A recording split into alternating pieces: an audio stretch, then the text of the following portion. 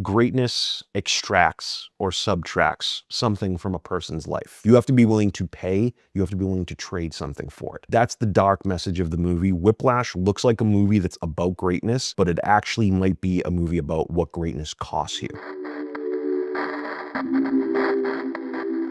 On this week's Movie HighLow, we're talking Caravan, Carnegie Hall, and pushing people beyond what's expected of them. Were we rushing or were we dragging? This is Damien and Chazelle's Whiplash. Are we rushing or are we dragging? One can make the same argument about our podcast. Right? Hey, you know what? Not my tempo. Not my tempo. Why didn't you add that? We're going to get to that. Don't worry. Don't worry. So welcome to Movie HighLow, a podcast discussing the best and worst that cinema has to offer. I'm Dom. And this is Dee. And this week's movie is Whiplash, directed by Damien Chazelle, released on October 10th, 2014. This is a high episode. Says who? The brain trusted IMDb currently rated at an 8.5, putting it as the 41st top-rated movie on the website. The consensus at Rotten Tomatoes have scored it at a 94%. The experts at Letterboxd give it an overall 4.4 out of 5. It won 3 Oscars, J.K. Simmons for Best Supporting Actor, Tom Cross for Best Editing, and Craig Mann, Ben Wilkins, and Tom Curley for Best Sound Mixing. It was also nominated for 2 additional Oscars in the form of Best Picture and Best Adapted Screenplay, Damien Chazelle. Very strange nomination because it's really an original screenplay, but they considered it adapted screenplay because it's an adaptation of his own short film. So kind of a weird nomination, but yeah, they arrived at that though. It's like he made the short film that was kind of a proof of concept to get the feature made. So did you ever see the short film? Yeah, the short film, essentially all the short film is the not my tempo scene. Is it all the same actors? J.K. Simmons is the one holdover from it, but it's basically just the not my tempo scene. And in fact, they use a ton of the inserts that are shot in the short film in the feature film, just kind of color corrected so that it matches the more warmer tone, tungsten-y kind of look. For anyone who's not seen the movie, can you read the synopsis? Andrew Neiman is a young jazz drummer with talent, ambition, and absolutely no interest in being ordinary. When he catches the attention of Terence Fletcher, the most feared instructor at New York's cutthroat Schaefer Conservatory, Andrew is pulled into a brutal apprenticeship where perfection is the bare minimum and humiliation is part of the curriculum. As Fletcher's methods grow more sadistic and Andrew's obsession with greatness begins to consume every corner of his life, the line between discipline and self-destruction starts to disappear. Will Andrew rise to become one of the greats, or lose himself completely in his pursuit? So I feel like this should be an interesting conversation because I could tell during the rewatch of this that you really weren't enjoying watching the film, even though I know we both think it's a great film. But the J.K. Simmons character, the Fletcher character, I think it bothered me more than it always bothered me, but I think it bothered me more now. It's an ugly performance, but with certain merit behind it. It's like the time we live in now, like that definitely wouldn't be tolerated. The smallest infraction, the wisecracks he makes towards people and their family, their weight, any little thing he said, like that would have been it. He would have been ousted. I think what's going to end up happening is a lot of my highs might end up being some of your lows, but I think that's okay because I think it's he's great in the performance. It's not that he's not great. Yeah. It's just it's uncomfortable to watch.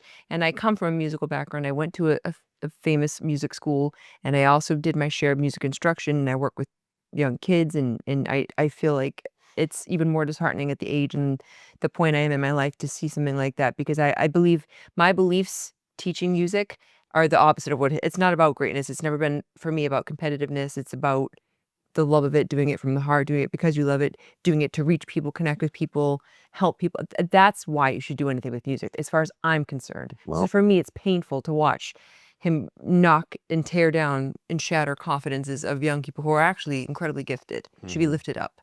It's a sin. So it's probably a perfect segue because I think the first high that I have for this movie is a little bit strange. It's the thing about this movie that has resonated with me and lasted for so long. So for me, the first high of this movie is the movie's message, what it's actually trying to say. When I was a young man, I was very much like Andrew. I wanted to be great. I wanted to be one of the greats, as he says. And I thought that greatness was something that you achieve. How does one attain greatness? It's achieved. As I've gotten older, I realize it's much more transactional than that. Greatness is not achieved. It's paid for. There's quite literally a cost that you pay for greatness. Sustained greatness demands sacrifice, obsession, imbalance, and most of the time, damage. Well, that's just it. I do think that, to quote Janice Soprano, when she's talking about how her mother used to pit us against each other, she thought the flowers grew best among the rocks. And I get all that. I do get that when you're strict. I mean, look at Russian ballerinas and how strict they are over there, and how there's examples of it throughout history, throughout different cultures, that when you're really, really rigid, how you can actually produce some form of what people might consider perfection. But I do think there's a breaking of the soul and the spirit that happens with that I don't think is worth that. That's a cost. And I don't know if it's too soon to talk about it, but the end of the movie, when there's no way to talk about this movie without starting at the end and maybe working our way backward, because even his character realizes that maybe there's more to what I should want out of life than being a great, because I have to sacrifice this part of myself to be great. But and here's, I think that okay, pains him on some level. So we started to have this conversation in the Taxi Driver episode where I was saying good movies provide an answer, great movies ask a question. I think this movie's asking a very specific question, and I think your answer to the question will determine where you come down on what this movie actually is. What matters more? In the final scene of the movie, Andrew becomes Charlie Parker. He transforms. He is Bird, and it's incredible, but what does it cost him? So the question I think the movie's asking is, does Andrew become great in spite of Fletcher or because of Fletcher? Right. And I think that really determines whether this movie to you is an inspirational coming of age movie, or if it's a horror movie masquerading as one. It's an interesting question, and I think I know the answer, I think, in this case, and I think it is because of him and not in spite of him. However, I think there's other musicians that were under his tutelage that probably it was just the opposite. Even the scene, he didn't know if he was out of tune. The truth is he was out of tune, but he's so good at shaking their confidence that they doubt themselves. And I think that the Neiman character had a lot to prove, and I think that he probably wanted to be great more than probably any of those other kids his peers wanted to be. It was on a different level. It was obsession. And I think that him being pushed in the way he was by the Fletcher character is definitely why he delved as deep as he did.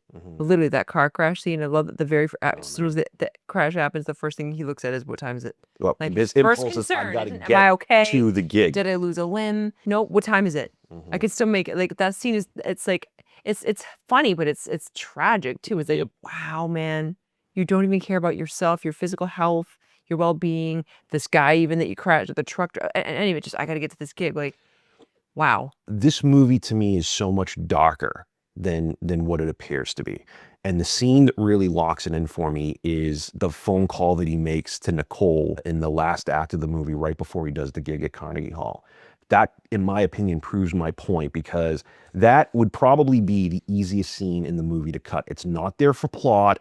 It's really there to show that Andrew has already made his choice and that he is basically internalized the logic of self-erasure in the pursuit of greatness. That scene, it is there to represent what he is giving up, what he is willing to sacrifice, what he's going to have to sacrifice to achieve this level of greatness. This won't be the last relationship, or maybe it even is. Maybe it is the last relationship that he would ever have to, like. Maybe he's going to become so far gone that he's not even seeking out any companionship. And it's funny. I mean, he's a college kid. Most young college guys, you know what they're after. It's like he doesn't really particularly seem to be thinking about getting after that, if you know what I mean. Well, again, like, yeah, she's pretty, but it's like he's not like a kid who's chasing tail, going to parties and keggers. It's like he's very focused and ambitious and determined, and unwaveringly so. And to a degree that maybe isn't necessarily healthy, because this is the thing. It's not. I completely don't think this is all the things that you're talking about in terms of competitiveness and doing things for the love of the game, as opposed to like trying to be great. Like that should maybe never be the goal. What does it take to be great, and is it worth it? Even in the final moments of the movie, when he comes back out there and he takes control of the stage, but he hands control back over to Fletcher, you see even in that last moment of the movie that ultimately he is still seeking approval of Fletcher. I remember having the thought, isn't it interesting that he's trusting him? He decreases the tempo and then he builds it back up, that whole part. Oh, so cool. And that he has to almost rely on Fletcher to guide him conducting wise, when to slow, how to slow, when to come back. Like, I think it's because Fletcher knows that he has just as much to lose, and not, if he sabotages him, he's sabotaging himself, because this is Carnegie Hall. This is not a rehearsal. This is a Carnegie Hall performance. So he has to act like yeah, this is planned, but even though he's fucking Well, around, I'm like, I don't know if I agree with that 100%. Because at first he is pissed off. I'm gonna gouge your fucking eyes out, and he's telling him to go fuck himself. and it's discreet. So the whole audience saw that. But when it gets to the point when the song is concluded, the song is over, and he keeps going. And he's like, "What are you doing, man?" Fletcher sees this guy's in the pocket. He's not even in this room right now. He's entered a different part of the stratosphere. He's elevated, Right. and that's when all of a sudden he hands control back over to Fletcher, and there's this partnership. In that last moment where right before they're about to do those last hits, you see the close-up shot of just Fletcher's eyes, and you can tell he's smiling, and then it cuts to Miles Teller's face, and he smiles back at him. The fact that he's still seeking Fletcher's approval in that moment, if there were to be a Whiplash 2, I don't think Andrew's living in triumph. I think he's probably closer to the description that his dad gives about Charlie Parker, broke, drunk, full of heroin at 34, or even worse, more like Fletcher's other student, Sean, that's referenced. Right. If there's a Whiplash 2, Andrew's probably not okay. But also to speak to what you're saying about, does he become great because of Fletcher or in spite of him? And we both agree that it's because of him. I think another corroboration to that fact, or that coming to that conclusion, is the scene where he goes to see Fletcher at the jazz lounge. He just happens to walk by and see he's playing piano there or whatever. And then they have the little talk after. And he says there's no two more harmful words than good job and all. And I think there's something to be said for that. Like, what if Fletcher was that kind of a teacher? Right. And he settled with being mediocre. You wouldn't have the bird. And I get that part. So it's, again, just a testament to the fact that it absolutely is because of how hard he pushed him that he kept going as hard as he did.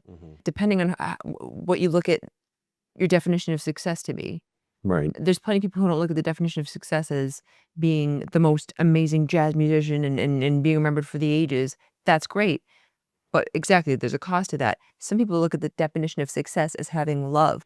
And that's something like, yeah, his father, you clearly see loves him, but like, he's going to be lost. He's going down a path that he's going to end up leading to ultimately his own self-destruction. If that scene, if that final scene, that final incredible scene in the movie at Carnegie Hall is the apex of his life, if that's the top of the mountain, the nadir is going to follow. Well, you'd like to think too that, but there's probably a certain leveling off that would happen, and then there would be, I don't think the decline would happen immediately, because I think in that moment, the way the movie ends, this is a pinnacle, and that maybe have like some kind of successful career, and then ultimately over time, I think that it would start going on the downswing. So ultimately, greatness extracts or subtracts something from a person's life. You have to be willing to pay, you have to be willing to trade something for it. That's the dark message of the movie. Whiplash looks like a movie that's about greatness, but it actually might be a movie about what greatness costs you. The obvious next high in this movie is the performance by J.K. Simmons, which won the Academy Award, in my opinion, very rightfully so.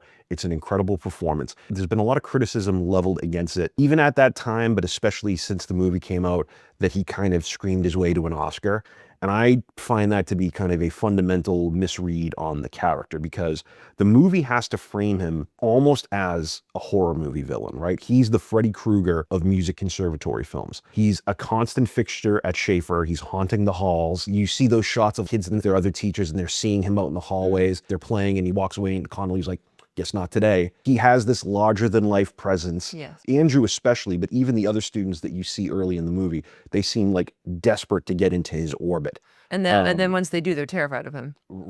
Exactly. The first jam session that he comes in, he realizes he's page turning. It's like no one can even look at him. Everyone's looking to the ground. They're just afraid. They're just afraid. And even more than like the Freddy Krueger analogy, his performance is actually probably closer to R. Lee Emery's performance in Full Metal Jacket, or Jack Nicholson's performance in A Few Good Men, because he takes jazz and his band as seriously as war. He has to have this almost larger than life, elevated, big, showy performance because of the gravity of how seriously he's taking what he's doing. You know what you could equate it to like football, for instance, professional football, the NFL. It's that same grueling, gritty, screaming, drooling out of your mouth. It's very similar. Concussions and fractures and getting back on the fucking field, and it's nasty shit. Eating on your drum kit, opening up old wounds, multiple band-aids. Like that's some gritty shit.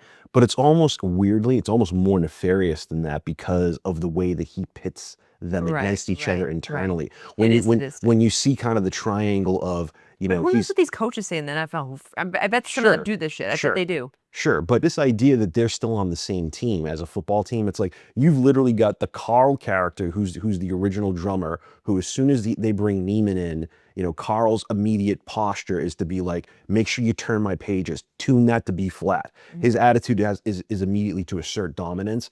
And then when Fletcher starts playing the game of, let's let Neiman play, oh, look at you, he's Buddy Rich over here. And you see Carl reacting to it. And then eventually he does the exact same move to Neiman when he brings in the Carnegie kid. It's all very calculated. It's a psychological game that he's playing to almost pit these people against each other them be the to best see version who they can be, rises to the top. Right, exactly. Which is It's sick. clearly effective, but yeah, very psychologically sick. Especially the fact that these are young people. Like, you shouldn't do this to grown adults, but like they're young college kids like trying to get their start in life, and like it's exactly when they need lifting up. There's a really interesting interview that I once saw with Ben Affleck where he's talking about, he gives an example about working with the stunt coordinators while he was making the Daredevil movie.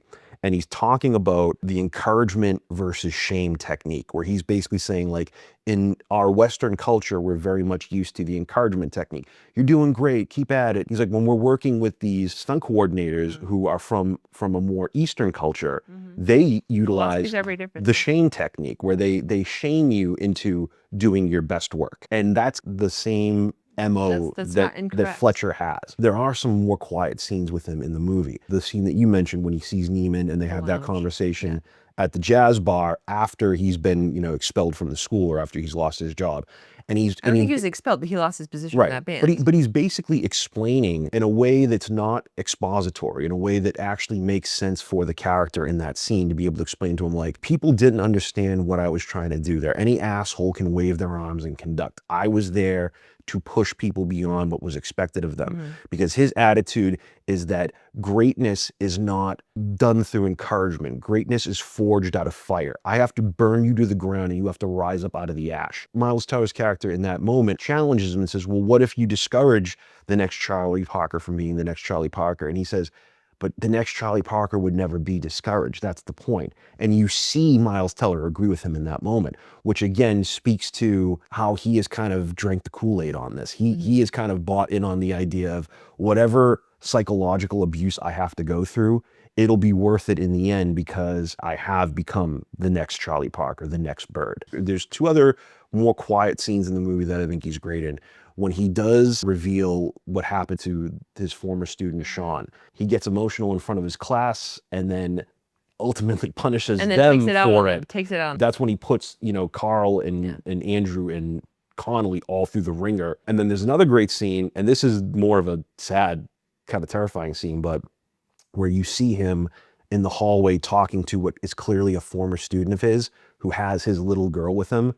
And he's talking to the little girl and he's like, I know. And he's like, hey, you see this beautiful little child that, like, you know, like if he gets his hands anywhere near her in that way, it's going to be shattering her little spirit. The dad made enough of an effort to be like, I want to come see you and say hi and introduce you to my daughter. But him saying to the little girl, like, will you come play in my band someday? And of course, if the dad's any kind of dad, will be like, you're not going anywhere near that guy's band. Right. It's an incredible performance.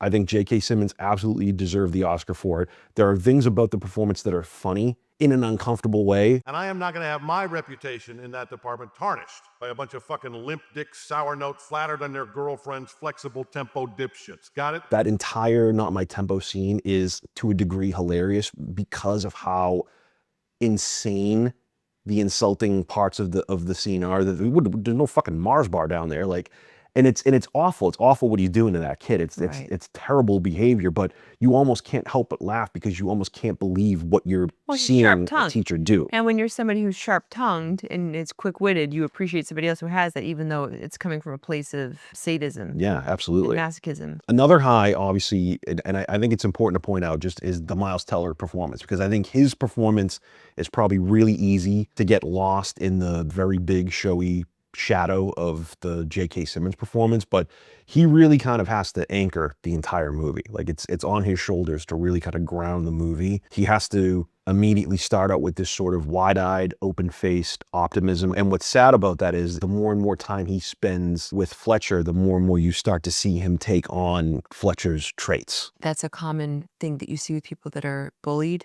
that when they're put in a situation in a social context with somebody who's not that dominating force in their lives, they take on that role of dominance because that's an area that they can do it. You see it in the dinner scene that he has with his family. Yeah. I think he feels he's being judged too, so he He doesn't need to is. bark back. He is. They're being patronizing to him about like, oh, well, yeah, you and Like your your little band, and your right? drumming. Are they going to get you a job? And it's like, well, that's not exactly how this industry works. So he feels the need to get on his hind legs and Right, exactly. And then when those two chuckleheads show up and he's just like, it's Division 3. And then the great line where they're like, you know, you think you're better than us, well, why don't you come play with us? And he's like, 4 words you'll never hear from the NFL. He's got that great why don't you come play with us? bark Exactly. I think I wrote that too. I think there's people that are quick to rest on their laurels and people that aren't. And that's the whole thing. That's the distinction to make even in that scene. Those are his cousins or whoever that are, aren't we just amazing? It's like, are you really though?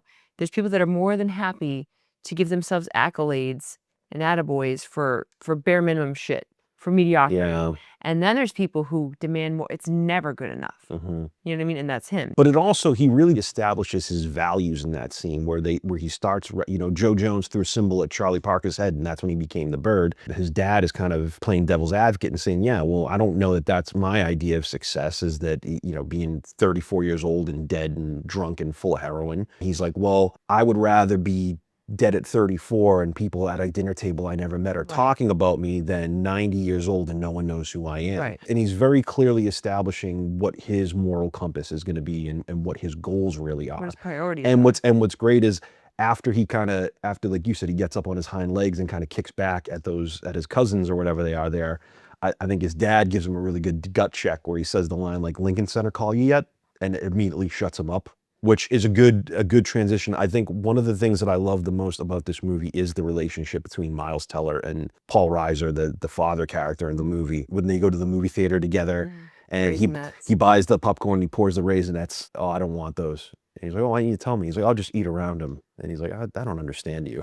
It's kind of an immediate good telling of the Miles Teller character, the willingness to eat around the Raisinets. Like, what is he willing to He probably doesn't understand what he's subtract, willing extract to from his life? Yeah. What am I willing to live without type of thing? And it's just, it's a little subtle. It's a little subtle moment, but it actually speaks to the longer game of that. Well, the sadder part too is like, you know, he just cares about his son too. And he wants him to be healthy and happy and you can see him suffering but he knows he can't really pull his son off this path because he's just, he's so headstrong and determined. Going back to that ending scene, I think that is my favorite shot in the entire movie. Is walks off the stage and his dad, Paul Reiser, is there to console him. Right. And he has that choice. That was awful. I have someone here who's there to catch me. I can leave now. And he makes the choice to go back out and take control of the stage, which is that last 10 minutes of the movie is electric. It really is just the music, the editing, everything is so great. But the shot, when you see him get into the pocket and you see him kind of transcending and they cut to the wide shots of him on the stage and you're just seeing this wind-up monkey going crazy and they cut to the shot of Paul Reiser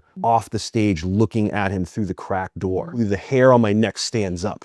And I think that too, it's like Paul Reiser's character, his moment of realization that now I understand my son a little bit. Or just understands what his potential was. I don't doubt that his father always believed in him though. Even the Lincoln Center calling thing, I think that was, maybe to take him down a notch because he knows he's being kind of nasty towards his family, less than he doesn't believe in him. It can potentially be two things at the same time. It can be, I'm seeing you for what you actually are, and there's the loss. There's the, now I've lost you forever. Now this is the path you're on now.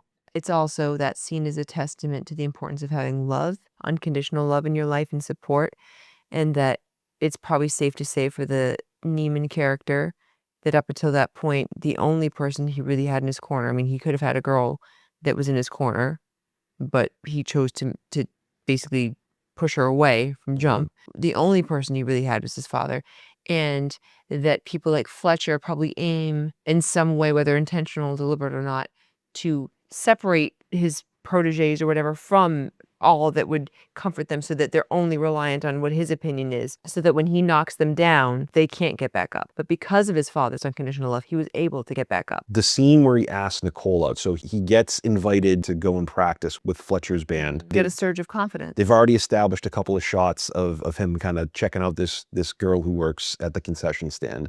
It's just funny because we just did the Taxi Driver episode a couple of weeks ago. So immediately when he goes to talk to her, it immediately kind of gave me similar vibes to the Travis and Betsy scene. And even more, it gave me a little bit of the same vibe as the Travis and the concession girl because of the way she screws with them when she's like, please go away now. And in the meeting, he's like, oh, I'm so sorry. And then she's like, I'm just kidding with you. Yeah. So that was kind of, it's both of those things are in my head at this I moment. can see the relation. The first date that they go on together, there's an immediate red flag when she starts, he's talking very clearly about what he wants to be.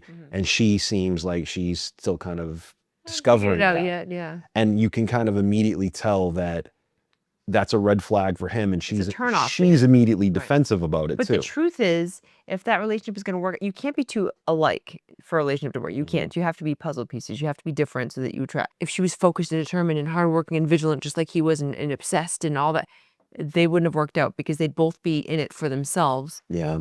And not for each other. He needs somebody who's probably more like her. But the truth is, yeah, exactly, like she can do better than that.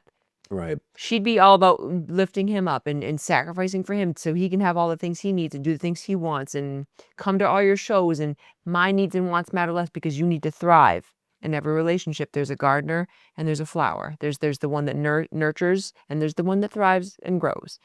And the dynamic would be there. And he's not wrong in that scene where he's basically saying, like, this is going to happen. I'm going to go to resent you and you're going to go to resent me. And this is why. I'm like, yeah, I can see that happening. The way he starts that scene is so clinical. It's like, here's why we're going to break up right now. Here's why it's not going to work. You've played out the entire relationship to its conclusion without actually giving it a chance and seeing how. I'm glad she left in that scene, though. I'm glad she did. Absolutely. She did dodge a bullet, 100%. Right. Let's take a break here and come back and talk about some more of the greats of this movie and any lows that we might have. Scene of it. If you deliberately sabotage my band, I will fuck you like a pig. Now, are you a rusher, or are you a dragger, or are you gonna be on my fucking time? I'm gonna be on your time. The next high is kind of like three highs, which is the editing, the music, and the cinematography. I think it's unfair maybe to lump them all together, but they all have to work in concert, with each other, because I think it would have been very easy for this movie to become very boring if there wasn't a very specific style of cinematography. The cinematography is beautiful. The movie won for editing, and it deserved it incredibly. Like the car crash scene, everything that leads up to it, all the frenetic editing of him leaving the drumsticks, getting to the location, getting the car, having to go back. Like, it's building to a crescendo, almost like music. There is a musicality to all of it that really has to build and keep the thing exciting. There would be a way to have shot these music scenes that would have been so boring. The movie is so smart to know where to punch in on inserts, where to get close. Even details like spit valves. The spit valves. Almost like a boxer in the ring when they're spitting it. It's kind of like that. Absolutely.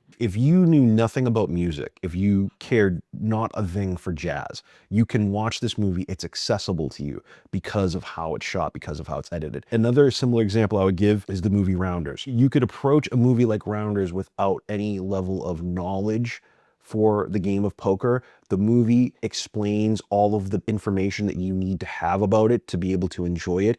It is approachable, it is accessible. It's the same thing with Whiplash. Pay him.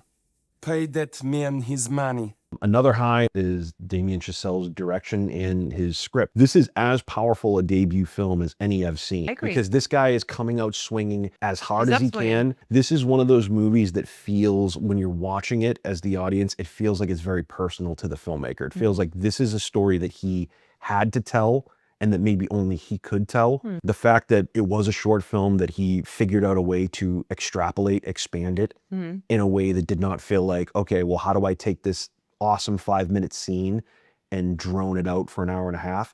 It seemed like he really understood, once you open the story up, what can the story be? It made him probably want to delve deeper into that story because it is intricate. Let's talk about great scenes in the movie. In terms of highs, there are several excellent scenes in the movie.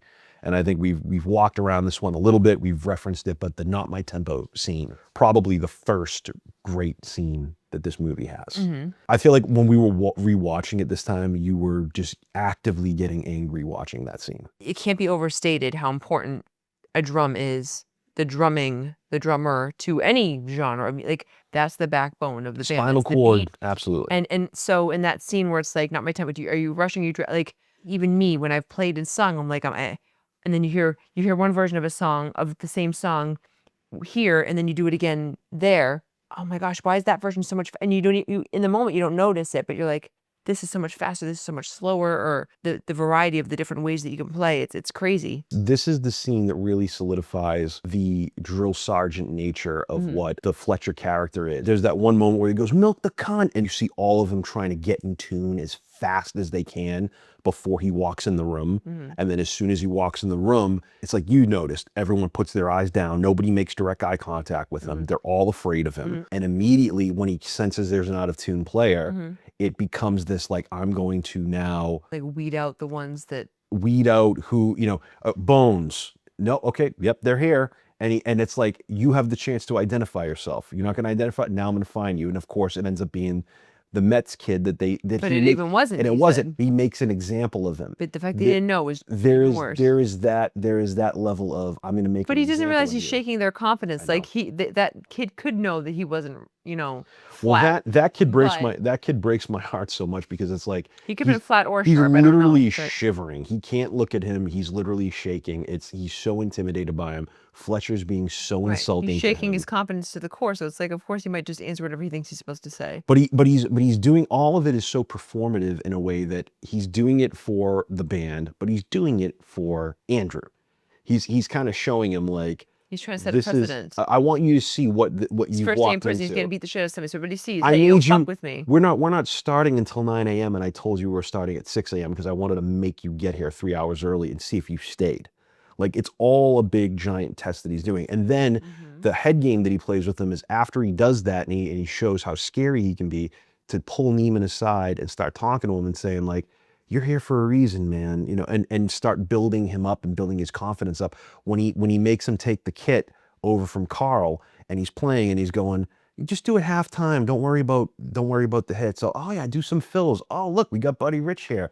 And he's building him up and building him up and building up with the knowledge that I'm building him up so I can sweep his legs out from under him and completely even that is a humiliate and debase him in front of everybody in this fucking room right now. But some might argue that might make him better, right? Like this, Well, right? that's his methodology. His Right. methodology is not an encouragement technique, but a shame technique. Right. And not even really a shame technique, an abuse technique. Right, it is. If I can knock this person down as hard as I can and they get back up, they might have something. In the end, they'll be to prove. stronger. Right. So that scene is pretty incredible. The thing that I noticed on this watch, because again, you can't watch that scene and not be completely focused on the Miles Teller character because he's ultimately the new entity in this equation, right? That band knows He's what a Fletcher. squeaker.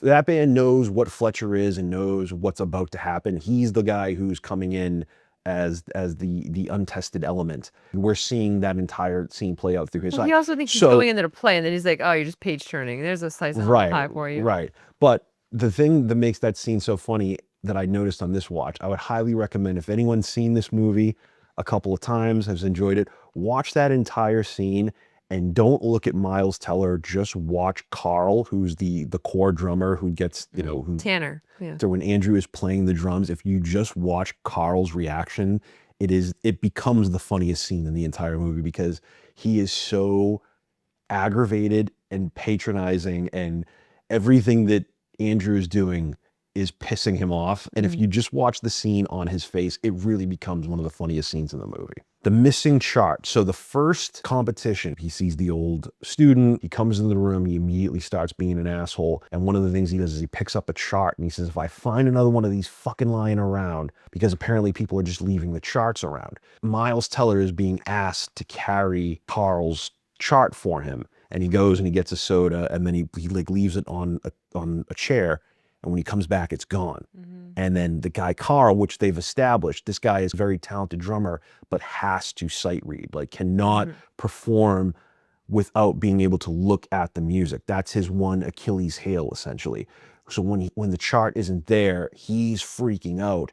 And it's theorized that perhaps Andrew lost the chart intentionally to give himself the edge. What do you think about?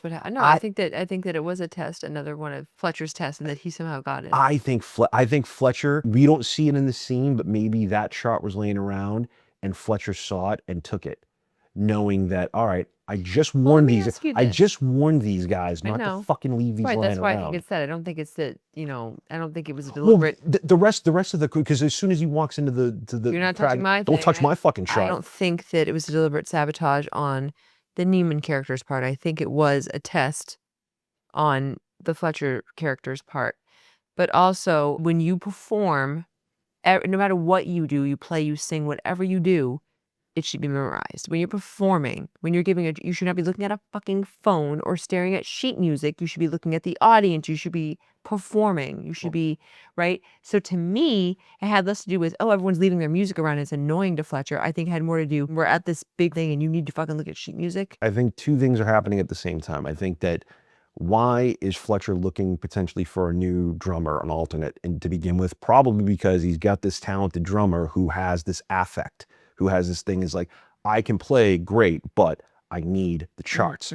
I can't, for whatever reason, memorize it. Probably, no, but you have to understand that's anxiety talking. Okay. Because I'm saying his character probably could memorize things, but it's like when you're performing and you worry about like any little thing, when you know you have the chart there, it's like a security blanket. Sure. It is a security blanket for a musician to know, oh, I have this here I can fall back on if in case I forget it, in case I lose my place or whatever. Oh, like what was the chord change there? It goes to a different key. What was the key again? And like you got that there to rely on and fall back on. Now that you take that security blanket away and it's like it's in here or it's nowhere. Also the fact that Miles Teller, what he ultimately does, he goes and he practices his ass off to the point that he doesn't need the chart. It becomes muscle memory for him. Right. He's literally What happens trying. to the bird he's after trying he gets to- the cymbal thrown in his head, Right. and then Joe Jones throws the cymbal, and then he now, goes and plays the best fucking solo anyone's ever heard, which is which wouldn't have happened had this not happened. Right. Again, so cool. Whenever I'm looking for lows, sometimes I just have to do a nitpick that I can't completely reconcile in my mind. Ending scene. Fletcher says, "I know it was you," and he sabotages Neiman. He sandbags him. He says, "We're going to do a new song called Upswing," and he doesn't give him the chart. He knows he doesn't know the song, and Neiman eats shit and blows it. And his response is, after he's been humiliated in Carnegie Hall, is he gets up and he walks off the stage. Now, Neiman comes back, and we get the incredible ending scene. However, if Neiman hadn't come back, what exactly was Fletcher's plan at that point? Because nobody is sitting at that kit. J.K. Simmons is literally introducing the next song. Because he knew he'd be back, that's why. So you think it was just literally calling his bluff? Like that he knew Neiman was coming back. He knew on some level that no matter how hard he pushed and kicked that kid, he was going to come back. Okay, that's interesting. I guess that was my only, because my thought was if he chose to literally hug daddy and go to the fucking movie theater and eat Raisinets and popcorn at that moment, like I'm like, what the fuck was the rest of that show going to be? The Fletcher character was bluffing, and if the Miles Teller character had called that bluff and not returned, I think that the Fletcher character would have just gotten on the drum kit himself and continued. Or there was an alternate that we didn't see. Right. Showed up. He had some plan up his sleeve, but I don't think that he really thought he had to consider that. A nitpick. I like that theory. He ultimately knows that even if this kid has to crawl back with his tail between his legs, he's going to finish the show. He won't just leave the room. Whiplash. What is it? 12 years old now. It still feels very modern and very powerful. And I totally understand why this is in, the IMDb top 50. This was a masterpiece. Next week, we are doing the original live action Super Mario Brothers from 1993. Hooray! Bob Hoskins, John Leguizamo, and the chick from American Psycho. I'm excited to do a low episode that I think we're going to turn into a high. Thank you very much for tuning into this episode of Movie HighLow. Please send your high and low recommendations to moviehighlow@gmail.com. Spell it out, movie, HIGHLOW @gmail.com. We will see you next week with the Super Mario Brothers movie. Catch you on the flip side. Adios. I'll tell you, man, and every Starbucks jazz album just proves my point, really. There are no two words in the English language more harmful than good job. Turn my pages, bitch!